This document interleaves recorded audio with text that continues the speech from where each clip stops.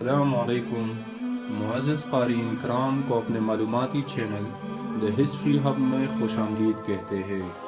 ناظرین کرام کے معلومات کے لیے ہم نے ٹیپو سلطان شہید کی زندگی اور کارناموں پر مشتمل ایک سلسلہ شروع کر رکھا ہے،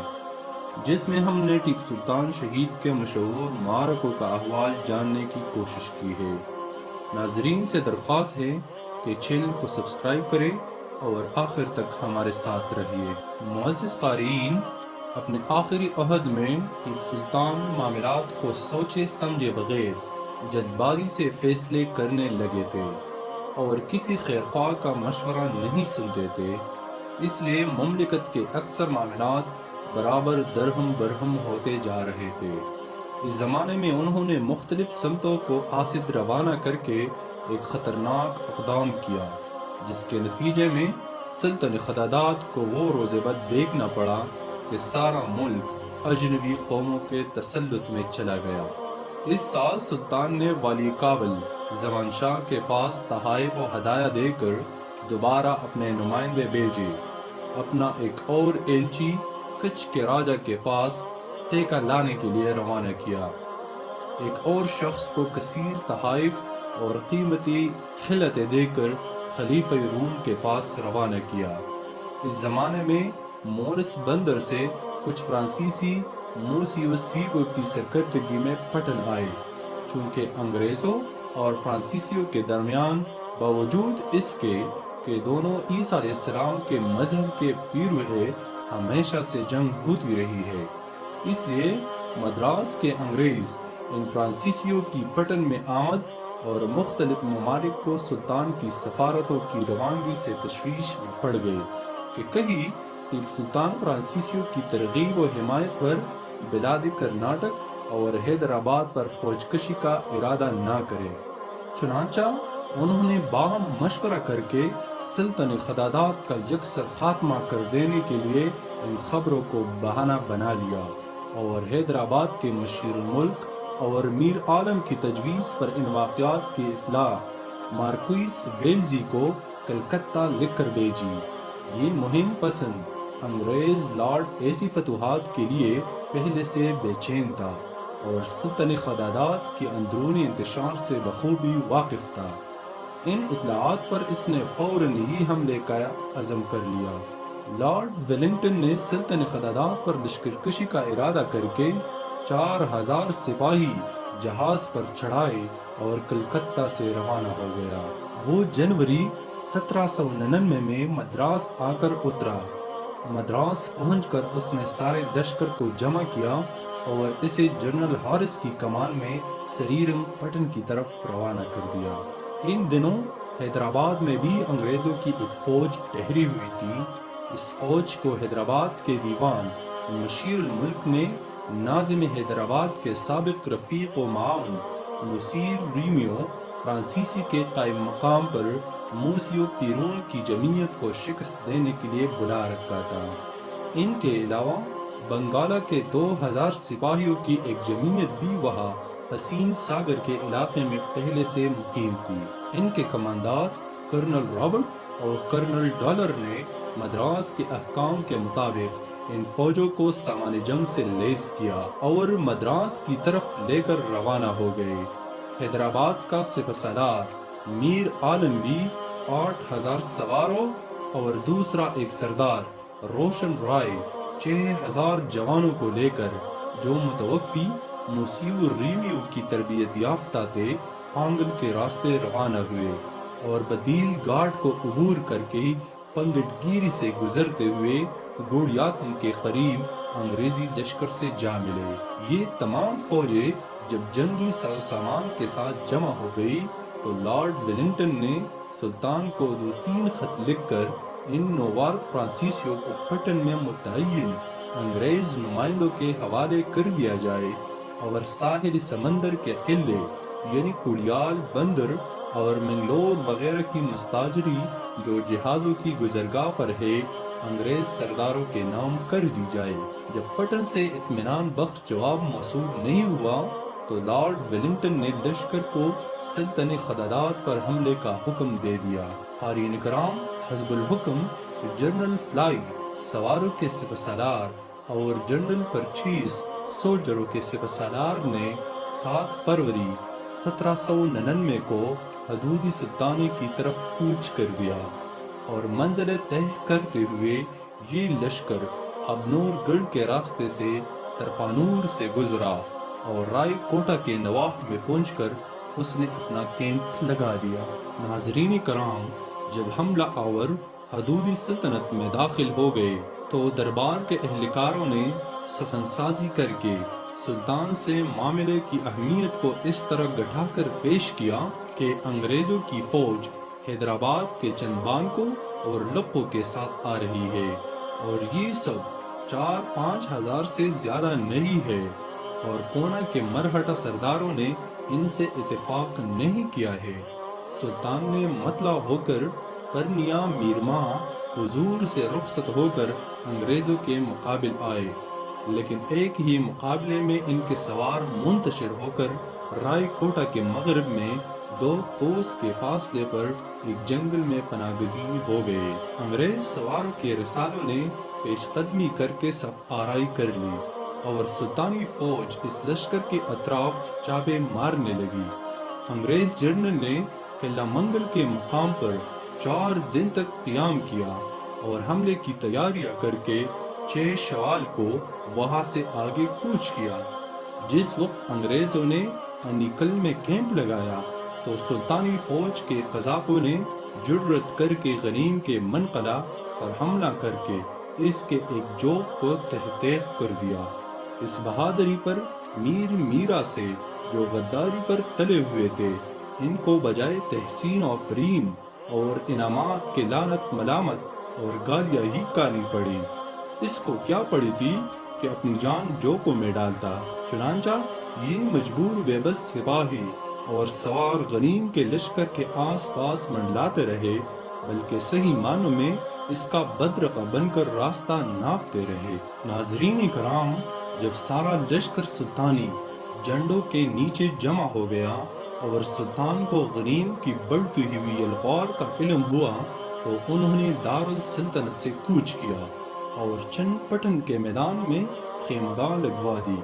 ان کے خانے برباد نمک خاروں نے بتایا تھا کہ دشمن کی فوج اس راستے سے آ رہی ہے۔ انگریز جنرل کو جب سلطان کے چن پٹن پہنچ جانے کا علم ہوا تو اس سے راستے کو ترک کر کے اپنے حلیفوں کے حسب ایما خان خانہ دلی کا رخ کیا۔ انگریزوں کا یہ راستہ بدل دینا پہلے کے سوچے سمجھے منصوبے اور غداروں کے علم و اطلاع اور تجاویز کے مطابق ہی ہوگا۔ جب انگریزی لشکر کے راستہ بدل دینے کی اطلاع سلطان کو ملی تو وہ اپنے جاسوسوں پر غضبناک ہو گئے اور انہوں نے یلغار کرتے ہوئے خان خانہ دلی کا رخ کیا اور گلشن آباد اور فی مرولی کے میدان میں پہنچ کر انگریزوں کا راستہ روک لیا۔ انگریزی فوج نے بھی اس میدان میں پہنچ کر صف آرائی کر لی۔ جب لڑائی شروع ہوئی تو سلطان کے وفادار فدائیوں نے حسب معمول نہایت دلیری اور بہادری سے حملے کیے اور انگریز بندوقچیوں کے صفوں میں گھس کر پشتوں کے پشتے لگا دیے۔ سلطان کے خیرخواہ سرداروں نے بھی ایسی سخت تفنگ اندازی کی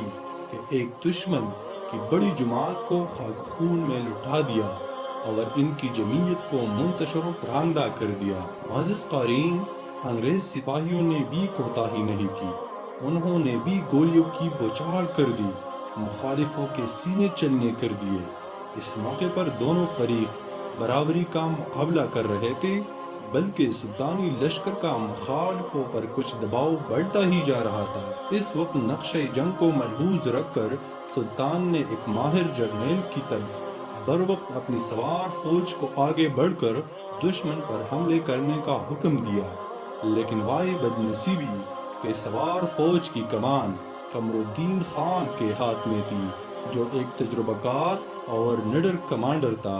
مگر سلطان سے بددل ہو کر غداروں کی تیار کی ہوئی سازش میں شریک ہو چکا تھا۔ اس نے حکم کی تعمیل تو کی، لیکن اپنے سوار کو اندھادھن اس بے ترتیبی کے ساتھ دوڑایا کہ سارا رسالہ آپس میں گڈ مڈ ہو گیا اور گھوڑے باہم ٹکرا کر بھڑک اٹھے اور اپنی ہی فوج پر جا پڑے۔ اس بدنظمی اور تاخیر کی وجہ سے سلطان کی چال الٹی پڑ گئی اور غنیم نے موقع سے پورا فائدہ اٹھا کر میدان جنگ کا نقشہ بدل دیا اور سلطانی لشکر کے بہت سے سپاہی دشمنوں کی خونہ شامی کی بینگ چڑھ گئے اور بقیت السیف کے پرانگدہ ہو کر مارکگاہ سے بھاگ نکلے۔ انگریزی فوج کو اس دن نمایاں کامیابی حاصل ہو گئی۔ معزز قارئین، لڑائی اس مرحلے پر تھی کہ سلطان کو خبر ملی کہ بمبئی سے ایک دوسری انگریزی فوج کافی سامان رسد اور غلے کے ساتھ جنرل اسٹورٹ کی سرکردگی میں کھوڑک کی راہ دارالسلطنت کی طرف بڑھتی چلی آ رہی ہے۔ اس اطلاع پر سلطان نے چند میر میرا کو ایک بھاری فوج کے ساتھ جنرل حارث کے مقابلے پر چھوڑ دیا اور خود بقیہ سارے لشکر کو لے کر جنرل اسٹورٹ کے مقابلے کے لیے کھوڑک کی طرف روانہ ہو گئے اور ایک دن 2 راتوں میں یہ طویل مسافت طے کر کے غنی پر حملے کا حکم دے دیا۔ سید غفار نے، جو سلطان کا وفادار اور خیرخواہ تھا اور اپنی بہادری اور جنگی تجربے کے لحاظ سے بے مثل کماندار تھا، ایک سمت سے غنیم کے لشکر پر حملہ کر کے لڑائی چھیڑ دی۔ دوسری طرف سے حسین علی خان ولد نواب قطب الدین خان نے بھی نہایت دلیری کے ساتھ حملہ کر دیا اور دوسرے میر میرا بھی اپنے دستوں کو لے کر آگے بڑھے اور بندوقوں تلواروں کی زد پر دشمن کو لے کر عظیم تباہی مچا دی۔ انگریز ان دلیرانہ حملوں کی تاب نہ لا کر ایسی بدحواسی کے ساتھ پسپا ہوئے کہ اپنا مال و سامان جو کا تو میدان میں چھوڑ کر قریب کے ایک جنگل میں گھس گئے۔ فاتح فوج نے جنگل کو گھیرے میں لے کر غنیم کے دہشت زدہ سپاہیوں کو کوچ کر قتل کرنا شروع کر دیا۔ معزز قارئین، اس مرحلے پر محمد رضا میر میرا نے بڑی سماجت اور منت اور اصرار کر کے جنگل میں داخل ہونے اور دشمن پر یلغار کرنے کی اجازت لی اور اپنی فوج کو آگے بڑھا کر مرگ ناگہانی کی طرح انگریزوں کے سر پر جا پڑا اور اس جیالے پن سے ڈٹ کر لڑائی کی کہ دشمن کی ساری فوج درہم برہم ہو کر رہ گئی اور قریب تھا کہ وہ پوری طرح شکست کھا کر وہاں سے بھی بھاگ پڑی ہوتی، لیکن نوشتہ تقدیر میں کچھ اور ہی لکھا جا چکا تھا۔ چنانچہ عین کامیابی کے وقت ایک گولی پیام موت بن کر محمد رضا کے سر میں لگی اور وہ جانصاف بہادر اس وقت مرتبہ شہادت سے سرخرو ہو گیا۔ اس کی جمعیت اپنے بہادر سردار کی لاش لے کر لشکرگاہ میں لوٹ آئی۔ سلطان نے شہید کی نیت کو دارالسلطنت روانہ کر دیا اور خود بنفس نفیس جنرل اسٹورٹ پر فوج کشی کا ارادہ کر لیا، لیکن اس موقع پر جاسوسوں نے خبر پہنچائی کہ پہلے محاذ پر سلطانی لشکر دشمن کے ہاتھوں شکست پا کر جنگل کے راستے کلی کوٹ کی طرف کوچ کر گیا ہے۔ اسی وقت سلطان میدان چھوڑ کر دارالسلطنت لوٹ آ گئے۔ ان کے وہاں پہنچنے کے معان بعد جنرل حارث نے ہوستی کے راستے سے دریا کو عبور کیا اور سلطان پیٹ سے گزر کر قلعے کے مغربی جانب آ کر کیمپ لگا دیا۔ دوسرے دن انگریزوں کے رسالے نے حملہ کر کے قلعے کے مقابل چند اہم مقامات کو، جنہیں سلطانی فوج نے مستحکم کر رکھا تھا، اپنے بہت سارے آدمیوں کو کٹوانے کے بعد چھین لیا۔ اتفاق سے اسی دن حسین علی خان ولد قطب الدین خان، جو سلطان کا وفادار امیر اور نہایت دلیر آدمی تھا، بڑی بہادری کے ساتھ دشمن کی صفوں میں گھس گیا اور آخر دم تک لڑتے ہوئے شہید ہو گیا۔ سلطانی فوج کے پسپا ہوتے ہی انگریزوں نے مضافات کے باغوں سے مورچہ بندی کا سامان فراہم کر کے مغربی مورچے کو ندی کے کنارے اور دوسرا مورچہ بال کی طرف بنا کر قلعے کے حصار پر گولہباری شروع کر دی اور سارا میدان طرفین کے آتش باری سے دھواں دھار ہو گیا۔